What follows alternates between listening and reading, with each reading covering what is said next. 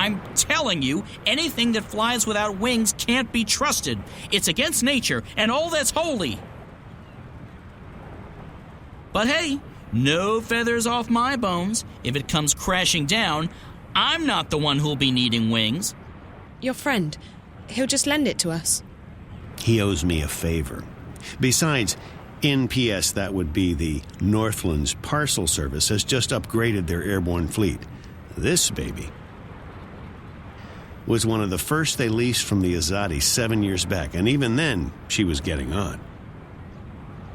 The new ones are faster, bigger, slicker, but she'll do just fine for our purposes. So you're coming with us? Coming with you? Wouldn't miss it for the world, Miss Castillo. This is one adventure I'm definitely looking forward to.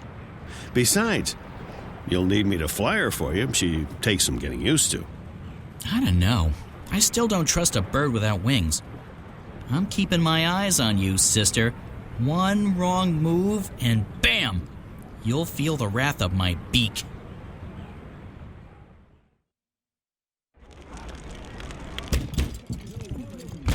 In the name of the goddess and the six, you will lay down your arms and submit to our swords. What? Stay there. Do not make a move. Search the premises. Let no one leave. What in the name of the six is going on? Spare us the theatrics, publican. We know that you shelter rebels. Rebels? Of course not. This is a peaceful and law-abiding establishment. If that is the case, you will receive an official apology and recompense from the Office of the Emissary. But I'm afraid we cannot take your word for it. The cellar is clear. There's no one else in here, Apostle. I'll take the second floor myself.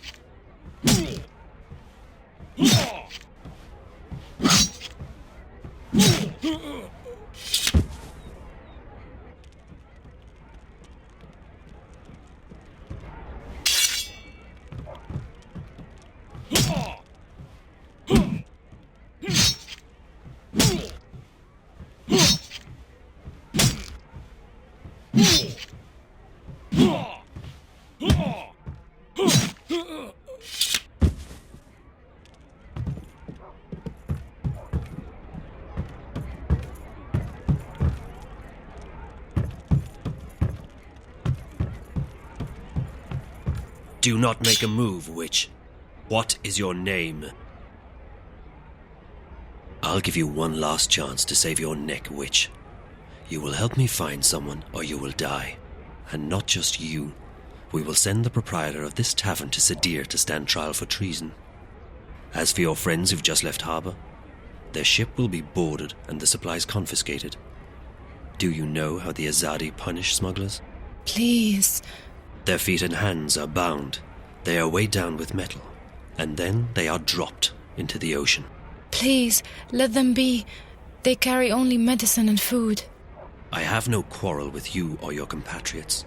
I seek only one person. The one my people call the Scorpion.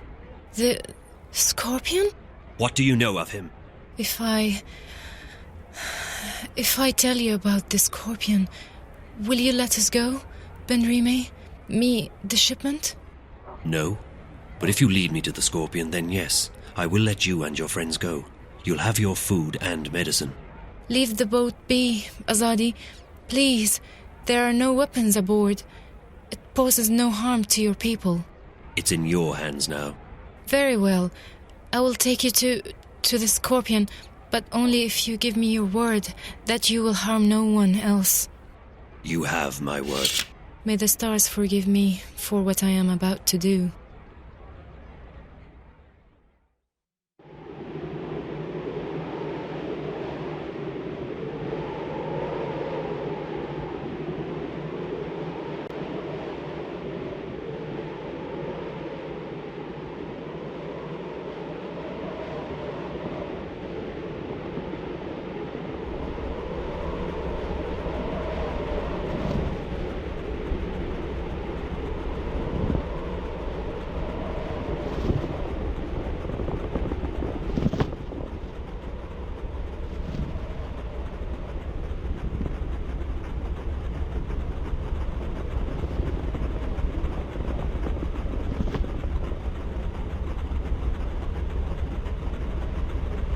How are we doing?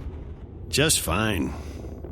This ship's a real beauty. She basically flies herself. She just needs a tiny nudge now and again, but other than that... So, Mr. Westhouse... Call me Brian, please. Brian, when did you come to Arcadia? Oh, that was a long, long time ago. Too long. I traveled across the divide in 1933, that is. What? And you're how old exactly? Oh, I may be getting on, but I'm not that old. No, I got unstuck from time, and I was caught between worlds for a while. Not a pleasant experience by any measure of things, but I got out, and I made a life for myself in Mercuria. I'm never going back to Stark. And I'm fine with that. I've made peace with my past. Arcadia is my home now.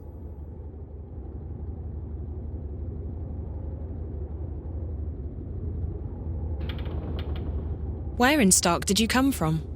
Boston, USA. Back when there was a USA. Hell, back when there was a Boston. They're still there, both of them. How did you end up here? Are you a shifter? Most certainly not. I mean, if I was, I would probably have gone back at some point. No, I made my way through the divide by more unconventional means. I'm not that old, mind you. Something happened that got me unstuck from time. It wasn't the best idea I ever had, but still, here I am in good health, and with all my limbs intact. I shouldn't complain. Have you seen a lot of this world? I'd say so. When Mercuria was invaded by the Tyrant hordes 10 years ago, I was forced to leave the city. I first traveled east across the Northlands to a place called Irhad, the Sun Empire, and then south across the Great Ocean to the continent called the Southlands. After that, well, there's not much left in this world that I haven't seen. I've even been to the Azadi Empire. But I have to say that I like the Northlands, and Mercuria best of all. It feels like home. Where did the Azadi come from? Far west. Almost 10 days' journey by boat. In their airships, however, or cloud ships, it doesn't take many days to cross the ocean. You've visited their continent. I've passed through it, so to speak. Their capital, Sadir, is just amazing. It's built across a huge river delta where 6 rivers meet. It's a holy place. They let you just wander freely through their city? I passed as a traveler in their lands. It's not closed to outsiders, and as long as you respect the Azadi and their customs, they give you passage. It's such a different culture from what we're used to, but they're an interesting people, and I found my visit to be highly educational. What they're doing in Mercuria, though, it's certainly controversial. On one hand, they brought freedom and peace. On the other hand, they've rounded up the Magicals, stuck them in a ghetto, and God knows what they intend to do with them next. What are the Tyran? They were a barbaric people who lived on the western plains. 10 years ago, they invaded Marcuria. Were? The Azadi killed them all when they liberated the city. If there are any left, they're few and scattered. The Tyran took the city during a time of great upheaval, but they didn't hold it long. The Azadi arrived in their ships soon after and drove them out. It's almost frightening how quickly the Tyran were wiped out. The Azadi showed no mercy. When do we get to the Dark People's city? From what our feathered friend said, it'll be another day or so. Are you okay? Yeah. I'm just feeling a bit restless. Well, there's not much to do here. You can look around the cabin for a bit, talk to Crow, or take a nap back in the hold. There's a bed there. Thanks. Maybe I will.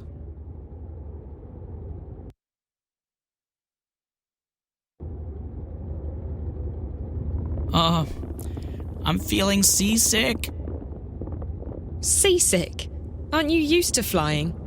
Flying, yes. Flying is no problem. Flying is flapping your wings and praying for a good tailwind. This isn't flying. This is torture. So why don't you jump out there and fly instead? What? And catch a cold? Are you kidding me? You do know that it's freezing out there, don't you? And it's not like I can keep up with this infernal machine. My wings are made for comfort flying, not marathons. No, I'll stay here. I'll just find a corner to go throw up in instead. Nice. How long have you known April? That depends on how you look at it. We go way back, but I haven't really seen her since way back. What happened? She sent me on my merry way. She wanted to go find herself, which actually means go lose everyone else. I can recommend it, though. It's very liberating. I went off to find myself recently, and I have nothing but good things to say about it. You see, I was about to get married and... To a bird? I mean, not a woman. Well, yes, a woman. A female bird. Someone with wings, like you. Yes, that's right. A bird. Anyway, so the idea of settling down, building a nest, starting a family... I don't know, I started freaking out. So I went on a journey of inner discovery. You went on a journey of discovery? Inner discovery. A quest for personal understanding. A mission of self-realization. A voyage of inward fulfillment. A trek to the... Okay, yes, I get it. You wanted to find yourself. It's brilliant! You desert everyone, abandon your responsibilities and relationships, and focus completely on your own personal misery. It's a douche for the soul. You know, Crow, I think you may have misunderstood what finding yourself is all about. What? No, April showed me how it's done. I can't believe I didn't do it sooner. I feel so much lighter. Not a care in the world. Except for, the total and abject misery in my heart and soul.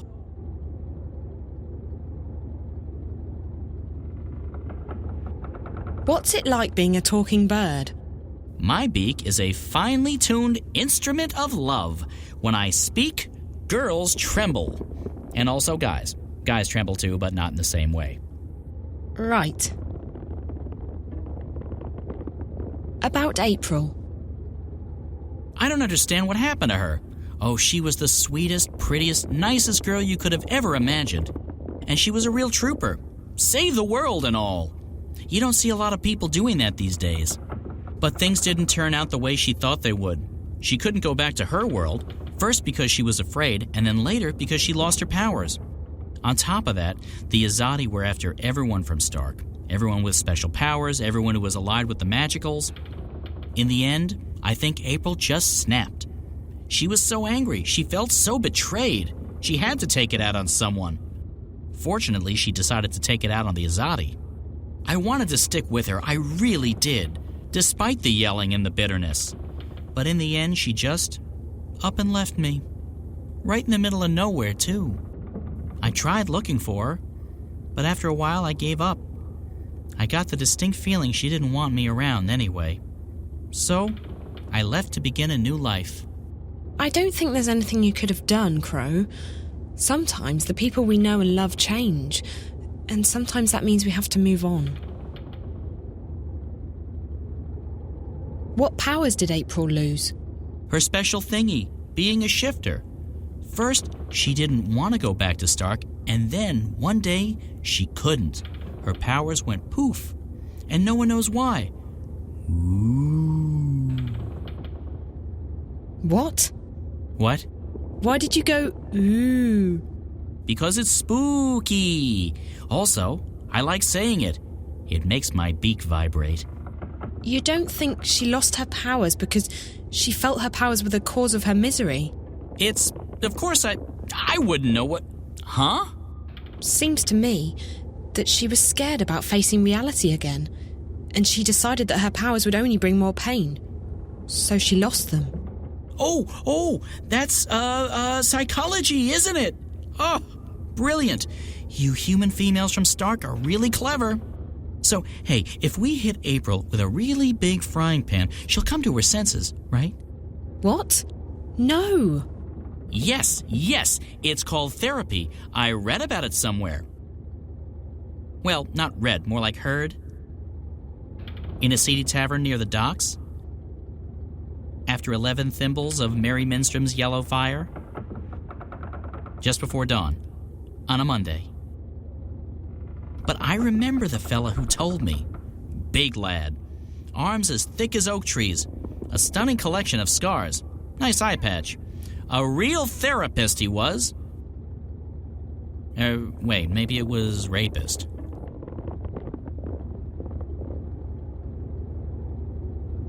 So you abandoned your fiancé to go on a selfish journey of inner discovery? Abandoned is a strong word. Left? Deserted? Forsook? Yes, and yes. Slipped away in the dead of night? Sure. But it was all for the best. I obviously wasn't ready to, become a responsible, grown-up, magical bird. Where does one go to find oneself, I asked. Granted, I only asked myself, and I probably should have gotten a second opinion, but there you go. So I decided to seek the center of all wisdom and knowledge in Arcadia. This Dark People's City? No. Some fortune teller in Zahn. She stiffed me.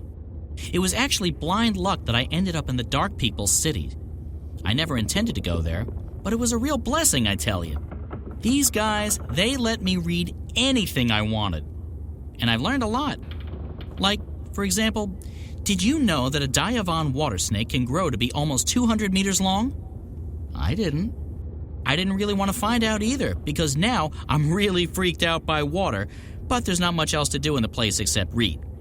Read, eat, read, sleep, read, go to the bathroom, and read at the same time. It's really very, very dull. But all that introspection gave me perspective. I wisened up, and now I'm ready. Ready to get married? Ready to admit that I'm scared out of my feathers about getting married. So no, still on that journey. It was nice chatting with you, Crow. It's been very informative. Glad to help, doll. Doll? I mean, independent and self-reliant female person who's not an object to be ogled at or used solely for my own personal amusement and pleasure.